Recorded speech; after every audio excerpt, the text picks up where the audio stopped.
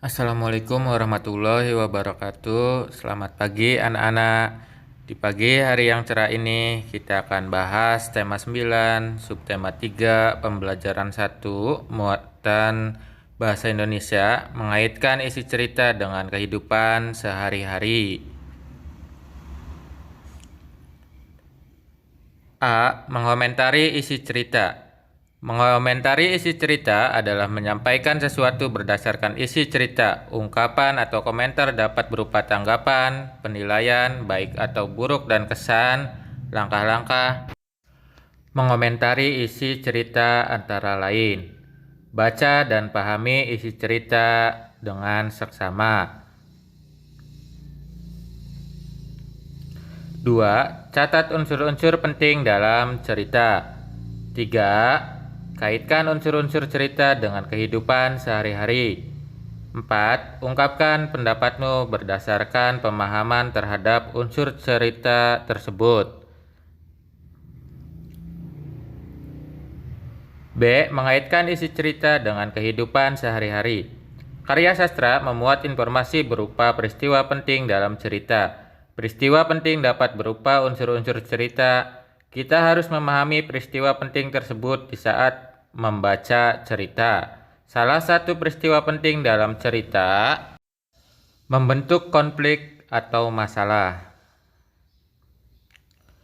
Konflik menjadi peristiwa pokok dalam sebuah cerita.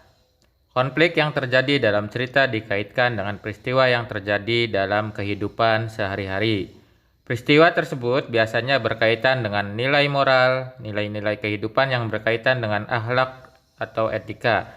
Nilai moral berkaitan dengan pesan yang harus dilakukan oleh pembaca. C. Kegiatan menulis membutuhkan ide atau gagasan. Kegiatan menulis membutuhkan ide atau gagasan yang dapat dikembangkan menjadi sebuah cerita. Ide atau gagasan pokok dapat diperoleh dari berbagai peristiwa yang akan kita alami, lihat, dengar, atau baca. Dapat pula berupa pengalaman sendiri atau orang lain. Selain itu, kita juga dapat menuliskan cerita berdasarkan peristiwa yang dialami tokoh dalam cerita.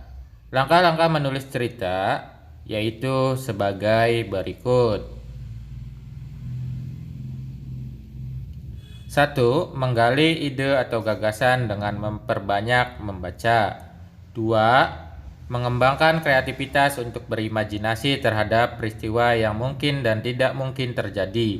3. Menuliskan tema atau pesan cerita. 4. Menentukan latar. 5. Menentukan deskripsi tokoh dalam cerita. 6. Membuat ringkasan cerita dari awal sampai akhir. 7. Mengembangkan cerita yang sudah dirancang. 8. Memberi judul yang menarik. 9. Membaca ulang dan memperbaiki jika ada kesalahan. 10. Mintalah orang lain untuk membaca dan memberi saran pada karyamu.